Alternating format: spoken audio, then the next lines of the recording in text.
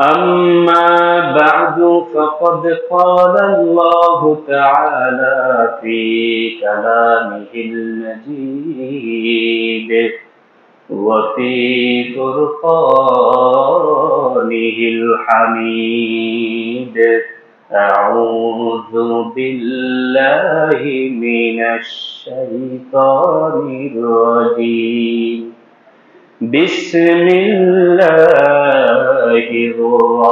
الرحمن الرحيم وأعدوا لهم ما استطعتم من قوة ومن رباط الخيل ترهبون به عدو الله وعدوكم وآخرين من دونهم وقال تعالى في شان حبيبه إن الله وملائكته يصلون على النبي يا أيها الذين آمنوا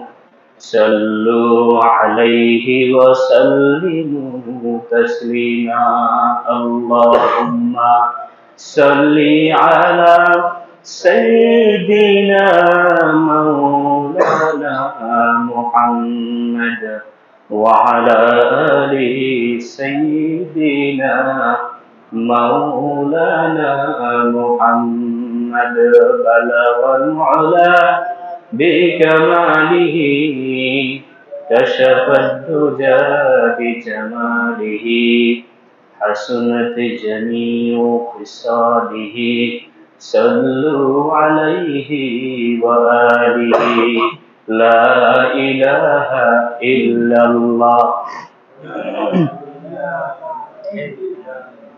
لا إله إلا الله لا إله إلا الله لا إله إلا الله لا إله إلا الله لا إله إلا الله محمد رسول الله صلى الله عليه وسلم উপস্থিত সম্মানিত মসজিদ কমিটির সদস্যবৃন্দ, মহতারাম সভাপতি, অত্র এলাকার মুসলিয়ান ইকরাম, মুরব্বিয়ান ইসলাম, দিনদার মুসলমান ভাইরা, যুবক ভাইরা এবং পর্দার আড়ালে অবস্থানরত মা ও বোনেরা, আল্লাহ রাব্বুল আলামিনের দরবারে লক্ষ কোটি শুকরিয়া যে মহান রব্বুল আলামিন আমাদেরকে রমাদান মাসের শেষ জুমাতুল বিদআতে আল্লাহর ঘর মসজিদে এসে বসে কিছু কথা বলার এবং শোনার তৌফিক দান করেছেন। এই জন্য সকলে অন্তরস্থল থেকে বলছি আলহামদুলিল্লাহ। এবং সালাত ও সালাম বিশ্ব মানবতার মুক্তির দূত জনাবে রাসূল কারীম সাল্লাল্লাহু আলাইহি ওয়াসাল্লামের প্রতি। রাসূল সাল্লাল্লাহু আলাইহি ওয়াসাল্লাম জিবরাইল আলাইহিস সালাম এসেছেন, আশীর্বাদ দোয়া করেছেন ওই ব্যক্তির ধ্বংস হোক যে ব্যক্তি রমজান মাস পাইল কিন্তু তার গুনাহ ক্ষমা করা হলো না। রাসূল সাল্লাল্লাহু আলাইহি ওয়াসাল্লাম বললেন এই কথার পরে আমিন। জিবরাইল পরের বদদোয়া করেছেন সেই ব্যক্তি ধ্বংস হোক যে ব্যক্তি রাসূলুল্লাহ সাল্লাল্লাহু আলাইহি ওয়াসাল্লামের নাম শুনে কিন্তু শোনার সাথে সাথে দুরূদ পাঠ করে না, সেই ব্যক্তি ধ্বংস হোক। রাসূল এই কথার উপর বলেন আমিন। এর অর্থ হলো এই লোকটা এত বেশি অলস যে এর নিচে সর্বস্তরে আর এর নিচে কোনো অলসতা নাই। এটা হচ্ছে অলসতার সর্বস্তর, যে রাসূলের নাম শুনলো অথচ দুরূদ পড়লো না, শুধুমাত্র ঠোঁট লাগলে তার হয়ে যায়, তার কোনো অঙ্গ প্রত্যঙ্গ লাগানো লাগে না, মাথার উপরে 1 মণ 2 মণ কোনো হোজা লাগানো লাগে, শুধু জিহ্বা লাগবে, ঠোঁট লাগবে, এতটুকু যেই ব্যক্তি রাসূলের প্রতি দেখাইতে পারলো না, সেই ব্যক্তি চূড়ান্ত পর্যায়ের অলস সাবেত হবে। এই জন্য রাসূল এই কথার পরে আমিন বললেন, বদদোয়া দিলেন। আর সেই ব্যক্তি ধ্বংস হোক যেই ব্যক্তি বৃদ্ধাবস্থায় পিতা মাতাকে অথবা 2 জনের একজনকে পাইলো অথচ তাদের খেদমত করে জান্নাত অর্জন করতে পারলো না, সেও ধ্বংস হোক। রাসূল এই কথার পরে আমিন। তাহলে মা বাপের 2 জনকে বৃদ্ধাবস্থায় পাওয়া অথবা 2 জনের যে কোনো একজনকে বৃদ্ধাবস্থায় পেয়ে যে ব্যক্তি তাদের খেদমত করে, তাদের মূল্যায়ন করে, মর্যাদা দিয়ে জান্নাত অর্জন করতে পারবে না, সেই ব্যক্তি দুনিয়াতে আল্লাহ রাসূল জিবরাইলের বদদোয়ার ভাগীদার। তাদের উপর আল্লাহ তাআলা লানত, আল্লাহ তাআলা হেফাজত করবে। আমিন। তো ভাই কথা বলতে হবে, দুরূদের সময় দুরূদ পড়তে হবে, সুবহানাল্লাহর সময় সুবহানাল্লাহ করতে হবে। এটা যদি না করেন তাহলে তো আপনার সেও বসার কেউ নেই। আর কইতে শরম লাগলো কইেন। আমি গত সপ্তাহ জুমার পরে মনে করছিলাম এই বিষয়টা নিয়ে আলোচনা করব, সুযোগ হয় নাই। মূলত আজকের আলোচনার বিষয় হচ্ছে সূরা কদর নিয়ে। সূরা কদর নিয়ে গত বছর আমি আলহামদুলিল্লাহ বিস্তারিত আলোচনা করেছি, তবে এই বছর আরেকটু ডিফারেন্ট করব ইনশাআল্লাহ। সূরা কদর, প্রথম আমরা বুঝতে হবে সূরা কদর নাজিলের প্রেক্ষাপট, শানে নজুল। এই সূরাটা কখন কি বিষয়ের উপর নাজিল হয়? এর শানে নজুল হলো রাসূলুল্লাহ সাল্লাল্লাহু আলাইহি ওয়াসাল্লাম একদিন সাহাবায়ে কেরামদেরকে নিয়ে ওয়াজ করতেছেন, বলতেছেন বনু ইসরাইলের একজন ব্যক্তি ছিল, যেই ব্যক্তি 1000 মাস রাত্রে দাঁড়িয়ে আল্লাহ তাআলার ইবাদত করত আর দিনের বেলা আল্লাহ তাআলা জিহাদ করত। সুবহানাল্লাহ। রাত্রে পুরো রাত দাঁড়িয়ে ইবাদত করত, দিনের বেলা আল্লাহর রাস্তায় জিহাদ করত। মর্যাদাটা বুঝতে পারছেন কত বেশি মর্যাদা হতে পারে? তখন সাহাবায়ে কেরামদের মধ্যে একটা বিশাল একটা এই নেক আমলের প্রতি একটা লোভ হলো, লালসা হলো। হায়রে, এমন ব্যক্তি 1000 মাস লাগাতার 83 বছর 4 মাস আল্লাহর রাস্তায় জিহাদ করছে এবং সারা রাত ইবাদত করছে, হায়রে আমাদের তো মনে হয় এই সুযোগ হবে না। যখন সাহাবায়ে কেরাম এটা নিয়ে পরস্পরের মধ্যে একটা কি হলো, লালসা হলো, আকাঙ্ক্ষা হলো, যদি আমাদের এরকম একটা কি হতো, ব্যবস্থা থাকতো, তাহলে তো মনে হয় ভালো হতো।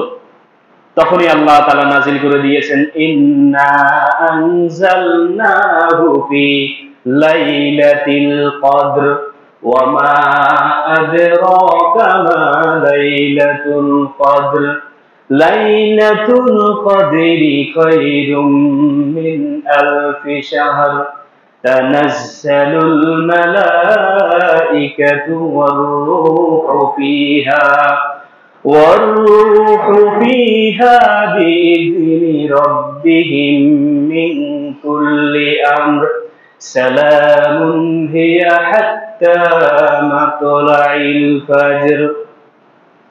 আমার বন্ধুরা, যখন রাসূলুল্লাহ সাল্লাল্লাহু আলাইহি ওয়াসাল্লাম সাহাবায়ে কেরামদের উদ্দেশ্য করে বনি ইসরাইলের এই লোকটার ব্যাপারে, এই লোকটার জীবনী তাদের সামনে খুলে ধরলেন, এই লোকটা 1000 মাস পর্যন্ত রাতের বেলায় ইবাদত করতেন এবং দিনের বেলায় আল্লাহ তাআলার রাস্তায় জিহাদ করতেন। এই ওয়াজ করার পরে সাহাবায়ে কেরামদের মধ্যে আকাঙ্ক্ষা হলো, হায়রে, এমন একটা ব্যবস্থা যদি আমাদের হতো, সুযোগ যদি আমাদের হতো, কত ভালো হতো। আমার ভাইয়েরা, আলোচনায় যাওয়ার আগে আমি বলতে চাই, 1000 মাস পর্যন্ত দিনের বেলায় জিহাদ করতো, আর আমরা আর রাসূলুল্লাহ সাল্লাল্লাহু আলাইহি ওয়াসাল্লামের সাহাবায়ে কেরামদের মধ্যে কত তফাৎ। সাহাবায়ে কেরাম রিদওয়ানুল্লাহি আজমাইন রাসূলুল্লাহ সাল্লাল্লাহু আলাইহি ওয়াসাল্লামের সাথে জিহাদ করে ইসলামটাকে বিজয়ী করলেন, ইসলামটাকে পূর্ণ একটা রূপ দিলেন। আর আমরা সেই ইসলাম বংশীয়ভাবে বাপ দাদা থেকে আমরা পেয়েছি, জন্মগতভাবে মুসলিম হওয়ার কারণে আমাদের ভিতরে জিহাদের মনোভাব, আমাদের ভিতরে আল্লাহর রাস্তা, আল্লাহর কালিমার উন্নতি, কালিমার পতাকা উত্তোলনের এবং ইসলাম প্রতিষ্ঠার কোনো মন মানসিকতা ধারণাই আমাদের ভিতরে নাই। কারণ আমরা, আমার বাপ যেহেতু মুসলমান, আমি আমার বাপের ছেলে, ওই হিসাবে মুসলমান, ঠিক কিনা? এইখানে একটা বিষয় খেয়াল করেন, এর আগে ফ্যাসিস্ট সরকারের যুগে যখন কোন মাদ্রাসার ছাত্র তলেবে এলেন একটা জিহাদের বই নিয়ে বাসে দিয়ে এরকম চলাফেরা করতো, আর বইটা খুলে বাসের সিটে বসে বসে পড়তো, তখন ওই ফ্যাসিস্ট সরকারের কিছু দূষররা এবং প্রশাসনের কিছু অবৈধ প্রশাসনের কিছু লোক এই সমস্ত মাদ্রাসার ছাত্র থেকে জিহাদের বইটা নিত, নিয়ে বলতো জঙ্গি বই উদ্ধার করছে, ঠিক কিনা বলেন? জঙ্গি বই উদ্ধার করছে। যে একজন তালেবান পাওয়া গেছে, মিডিয়ার সামনে তারা এটাই প্রচার করতো, একজন তালেবান পাওয়া গেছে এবং তার কাছে জঙ্গি বই পাওয়া গেছে। আমার বন্ধুগণ, আমি বলতে চাই, এই ফ্যাসিস্ট সরকারের যুগে ওই বইটাকে জঙ্গি বলে নাই, বরঞ্চ সেই ব্যক্তি এই বইটাকে জঙ্গি বলার মাধ্যমে আল্লাহ তাআলা 30 পারা কোরআনকে জঙ্গি বই আখ্যায়িত দিয়েছে, ঠিক কিনা? কারণ জিহাদের কথা কোথায় আছে? কোরআনে আছে। ওই কোরআন থেকেই কিন্তু বইয়ের মধ্যে আনা হয়েছে বিস্তারিত আলোচনা। তাহলে ওই বইটাকে জঙ্গি বই বলা মানে, ওই বইটাকে জঙ্গি বই বলার মাধ্যমে আল্লাহ তাআলার 30 পারা কোরআনকে জঙ্গি বই বলেছে। এর মানে আল্লাহ তাআলার মহান হুকুম জিহাদকে তারা প্রশ্নবিদ্ধ করেছে, আল্লাহর মহান হুকুম জিহাদকে তারা কি করেছে? প্রশ্নবিদ্ধ করেছে। এর মাধ্যমে তারা কোরআনকে অবমাননা করেছে, যার কারণে তারা এই কোরআনকে অবমাননা করে এবং আল্লাহ তাআলার হুকুমকে অবমাননা করে তারা কুফরি করেছে। কি করেছে? আল্লাহ তাআলা বলছে, সান্দু অপেক্ষা করো।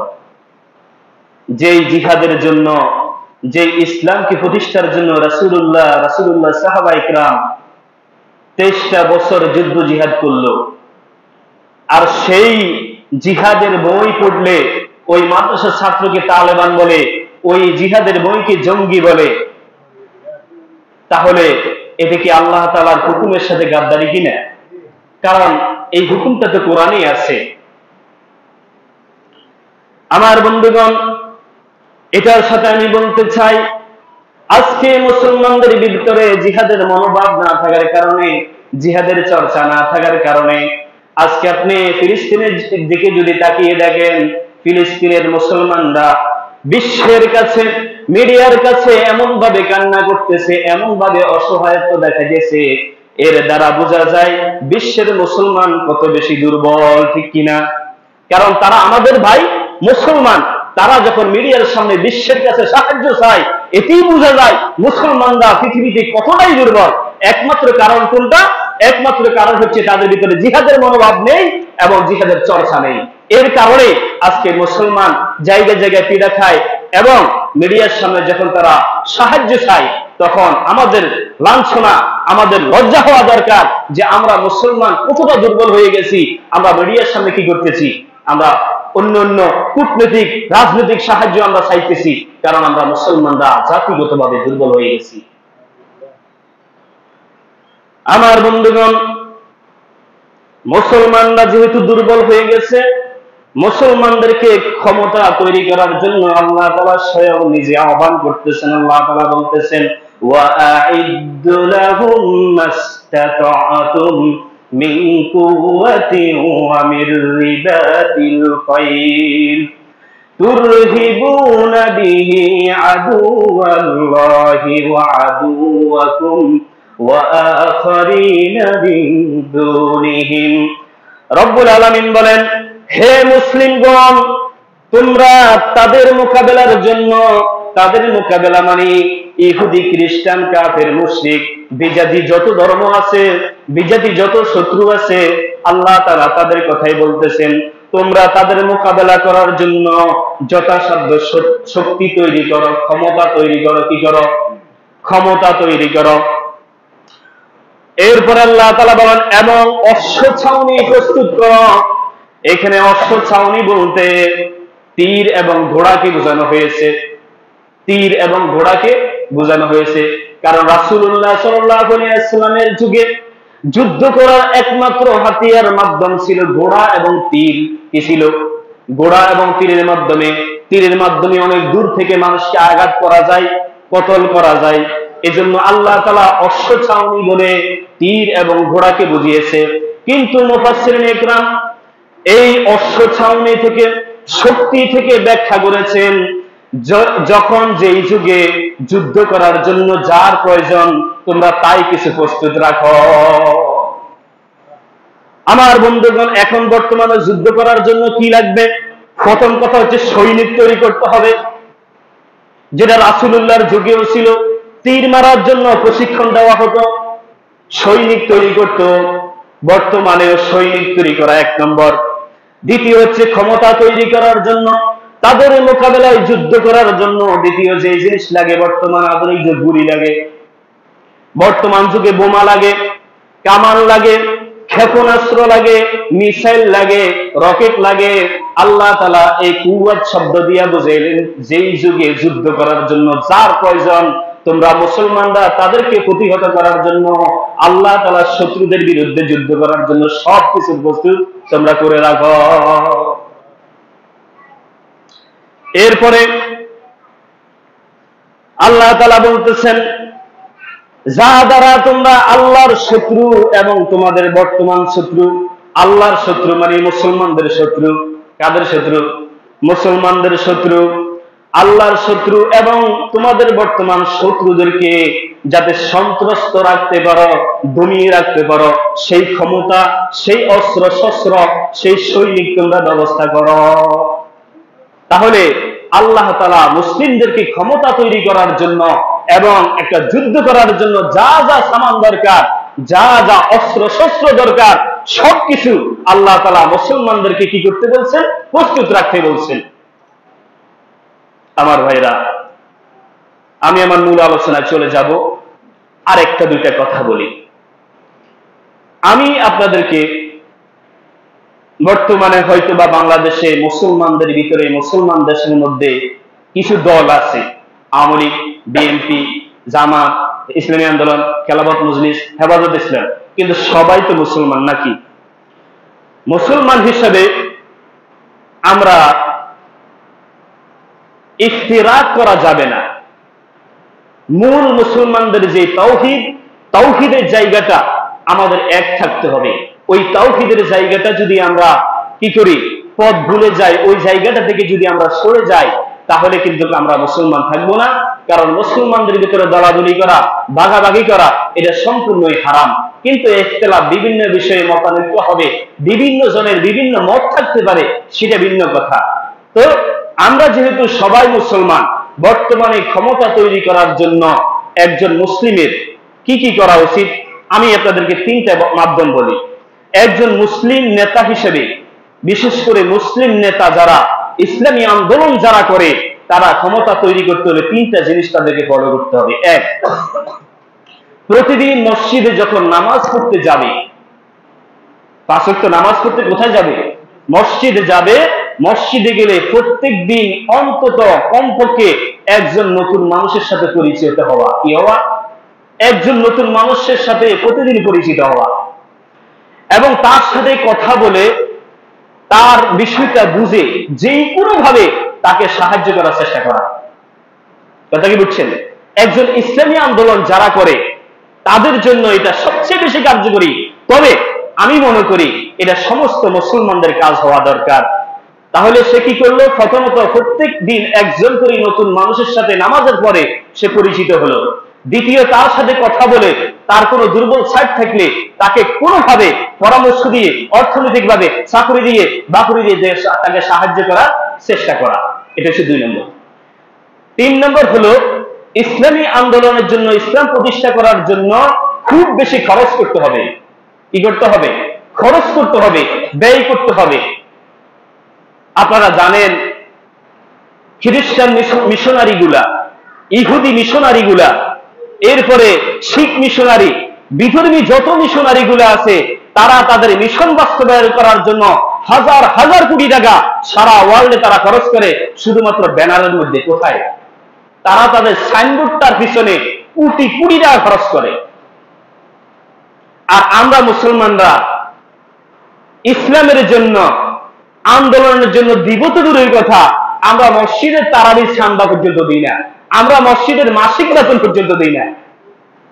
অথচ তারা তাদের মিশন বাস্তবায়ন করার জন্য হাজার হাজার কোটি টাকা খরচ করতেছে, পর্নোগ্রাফির পিছনে, ওটার পিছনে, সেটার পিছনে, মানুষকে কিভাবে মুসলিম থেকে অমুসলিম বানানো যায় এটার পিছনে তারা কোটি কোটি টাকা খরচ করতেছে। আর আমরা মুসলমানরা মসজিদে চাঁদা দিই না।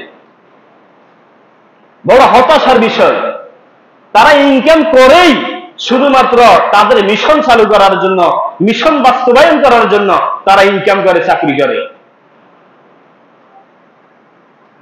তাহলে আমি তিনটা মাধ্যম বললাম। এক নম্বর, প্রত্যেক দিন নামাজের পরে অন্তত একজন মানুষ, নতুন মানুষের সাথে পরিচিত হওয়া, তাকে যে কোনো ভাবে সাহায্য করার চেষ্টা করা। এবং 3 নম্বর, ইসলাম প্রতিষ্ঠার জন্য, ইসলামী আন্দোলনের জন্য খরচ করা। কি করা? খরচ করা। এখন দেখেন এই তিনটা করলে কি হবে? এই তিনটা করলে 2-4 বছরের ভিতরে, 2-4-5 বছরের ভিতরে ওই এলাকার মধ্যে আপনার অপরিচিত কেউ থাকবে না। ঠিক কিনা বলেন? অপরিচিত আর কেউ থাকবে না। যখন আপনার নতুন নতুন মানুষের সাথে পরিচিত হবেন, তাদেরকে যে কোনো ভাবে সাহায্য করার চেষ্টা করবেন, তখন দেখবেন যে আপনার সব আপনার পরিচিত লোক। এরপর আপনি মেমোরি বোর্ড করেন, হয়ে যাবেন, চেয়ারম্যানি বোর্ড করেন, হয়ে যাবেন। এটাই হচ্ছে ইসলামের কিন্তু মূল একটা বিষয়। আমরা মানুষের কল্যাণে হাঁটি না, আমরা মানুষের কল্যাণ করি না, মানুষের উপকার করি না, সাহায্য করি না, অর্থ তো আমরা ব্যয় করি না। আল্লাহ তাআলা আমাদের সকলকে ইসলাম প্রতিষ্ঠার জন্য জিহাদের মনোভাব, জিহাদের চর্চা এবং আমাদের মনকে উদ্ধার করে দিন এবং মানুষের কল্যাণে কাজ করার তৌফিক দান করে, সবাই বলি আমিন। প্রিয় ভাইরা, তাহলে আমি বলেছিলাম যে সূরা কদরের শানে নুজুলে রাসূলুল্লাহ সাল্লাল্লাহু আলাইহি ওয়াসাল্লাম এই হাদিস বললেন। তখন সাহাবা ইকরাম আকাঙ্ক্ষা করলেন, আমাদের যদি এমন একটা ব্যবস্থা থাকতো। তখন আল্লাহ তাআলা সূরা কদর নাযিল করলেন, ইন্না আনজালনাহু ফি লাইলাতিল কদর, নিশ্চয় আমি এই কোরআনকে লাইলাতুল কদরে আমি নাযিল করে দিয়েছি। ওয়া মা আদরাকা মা লাইলাতুল কদর, ও মুহাম্মদ সাল্লাল্লাহু আলাইহি ওয়াসাল্লাম, লাইলাতুল কদর কি আপনি কি জানেন? লাইলাতুল কদর কি জিনিস আপনি জানেন নি? আল্লাহ তাআলা এই প্রশ্ন করে আল্লাহ তাআলা আবার উত্তর দিয়ে দিয়েছেন, লাইলাতুল কদরি খায়রুম মিন আলফি শাহর। ও মুহাম্মদ সাল্লাল্লাহু আলাইহি ওয়াসাল্লাম, জেনে রাখুন, লাইলাতুল কদর এটা এমন একটা রাত, যেই রাত 1000 মাসের চেয়েও দামি। সুবহানাল্লাহ। 1000 মাস কোন ব্যক্তি যদি ইবাদত করে, তার যেই পরিমাণ নেক হতো, সওয়াব হতো, শুধুমাত্র কোন ব্যক্তি যদি এই রাতটা অর্জন করে ফেলে, তাহলে আল্লাহ তাআলা ওই ব্যক্তিকে এই পরিমাণ এসকে বেশি সওয়াব দিয়ে দিবেন। এরপরে আল্লাহ তাআলা বললেন, তানাজ্জালুল মালাইকাতু ওয়ার রূহু ফিহা বিইذনি রাব্বিহিম মিন কুল্লি আমর।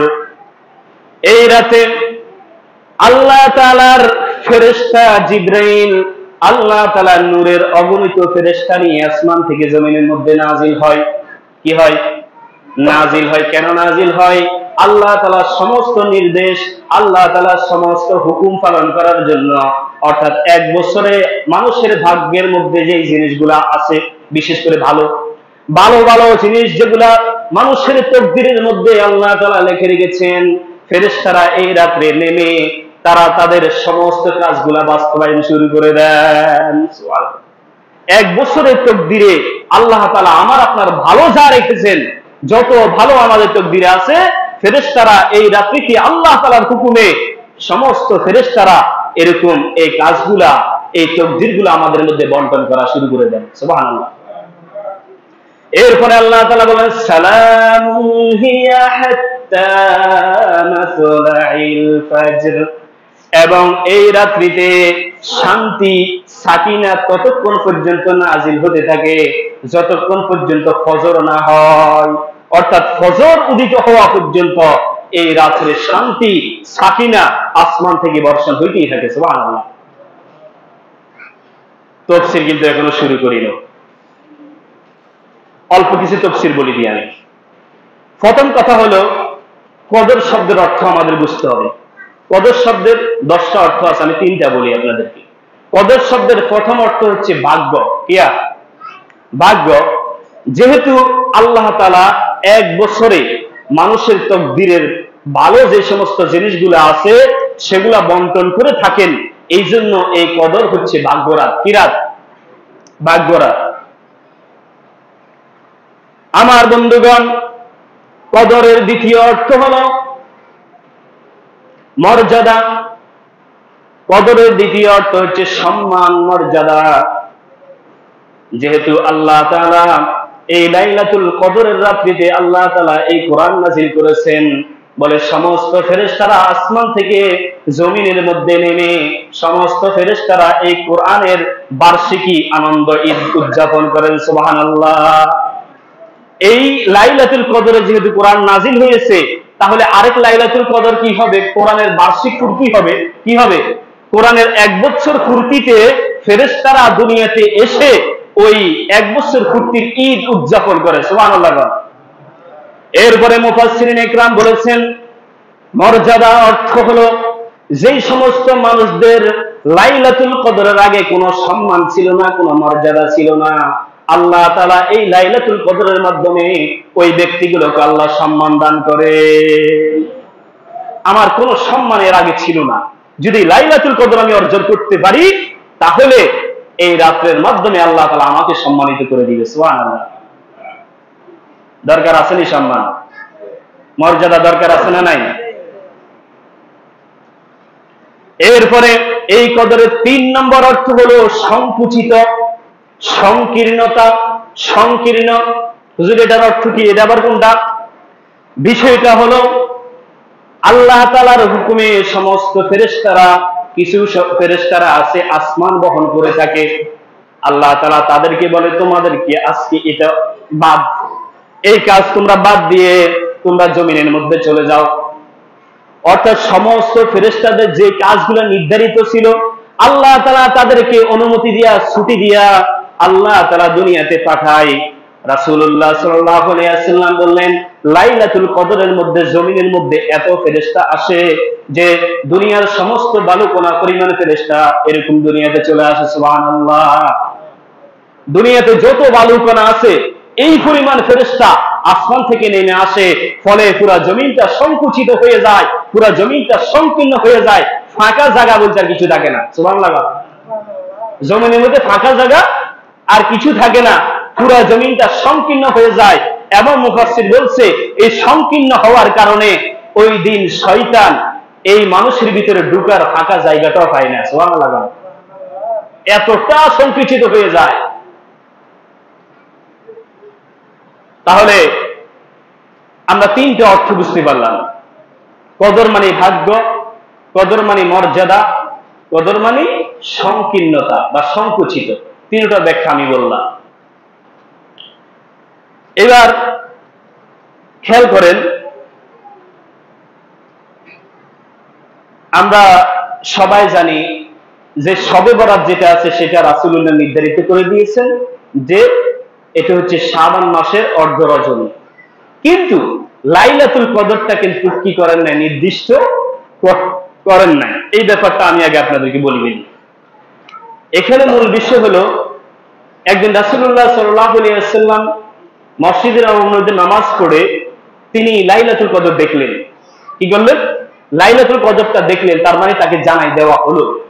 কিন্তু তিনি যখন মসজিদ থেকে বের হলেন দেখলেন 2জন মুসলমান, 2জন সাহাবী কিছু নিয়ে তর্ক বিতর্ক করতেছে।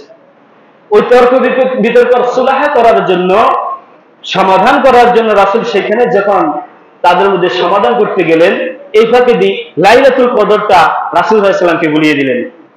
রাসূলুল্লাহ সাল্লাল্লাহু আলাইহি ওয়াসাল্লাম বললেন ইন্নী উরিতু লাইলাতুল কদরি, নিশ্চয় আমাকে লাইলাতুল কদর দেখানো হয়েছে, লাইলাতুল কদর আমাকে জানিয়ে দেওয়া হয়েছে, সুম্মা উনসিতুহা, অতঃপর সেটা আমাকে ভুলিয়ে দেওয়া হয়েছে।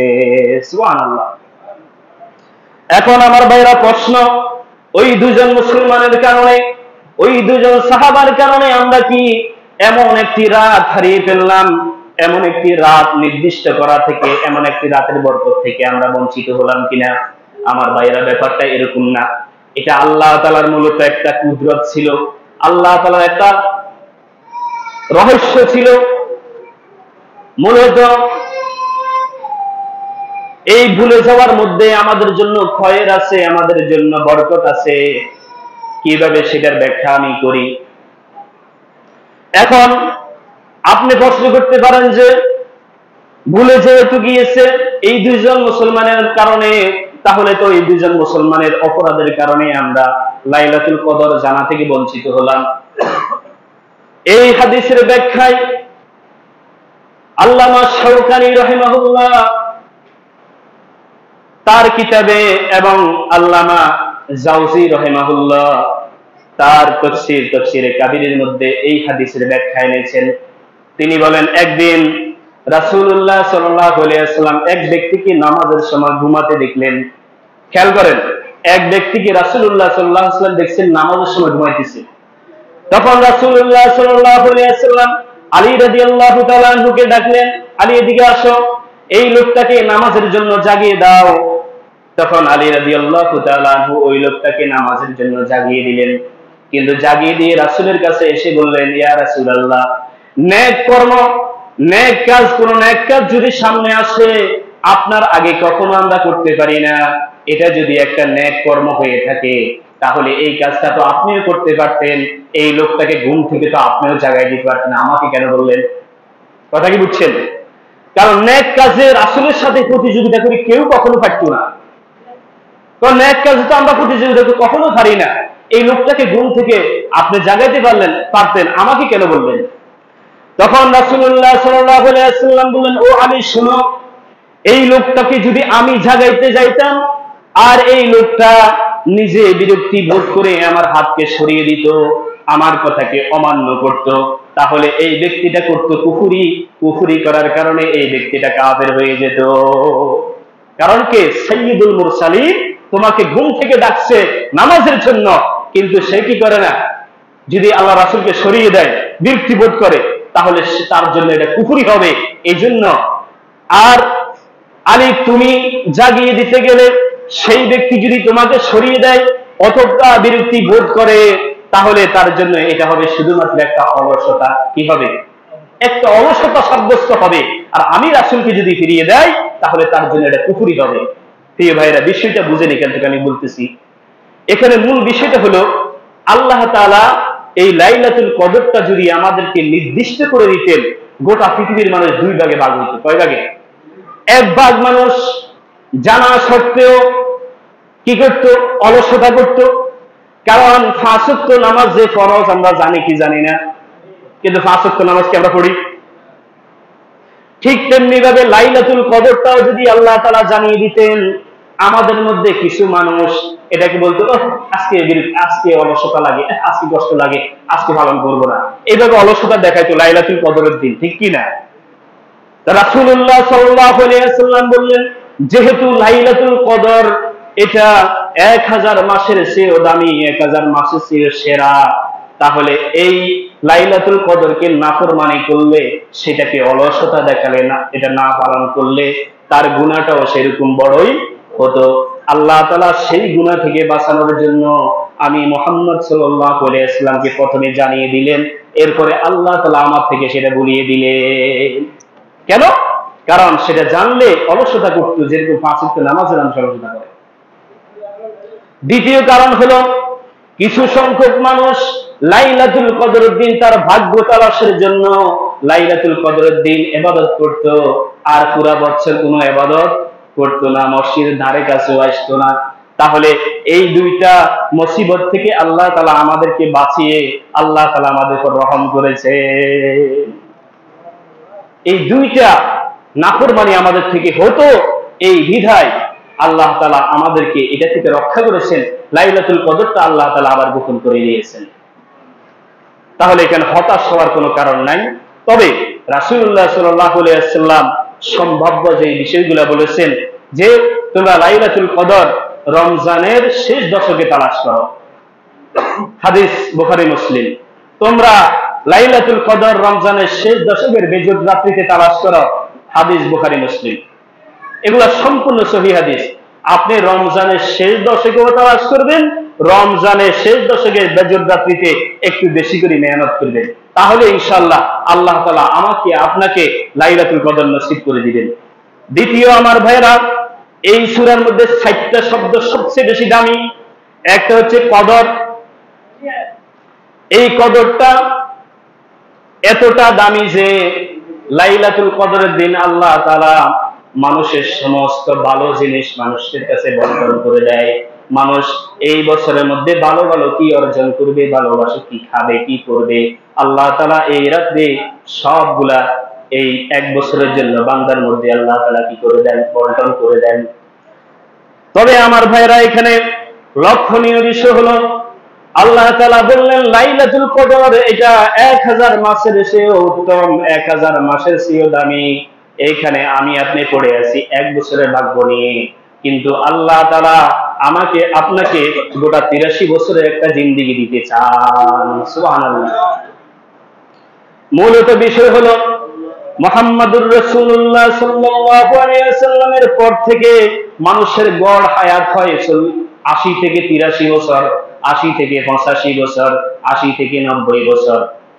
এই জন্য আল্লাহ তাআলা বললেন যে লাইলাতুল কদর যে ব্যক্তি অর্জন করবে সেই ব্যক্তিকে আমি আল্লাহ তাআলা একটা জিন্দেগি দিয়ে দিব। সুবহানাল্লাহ।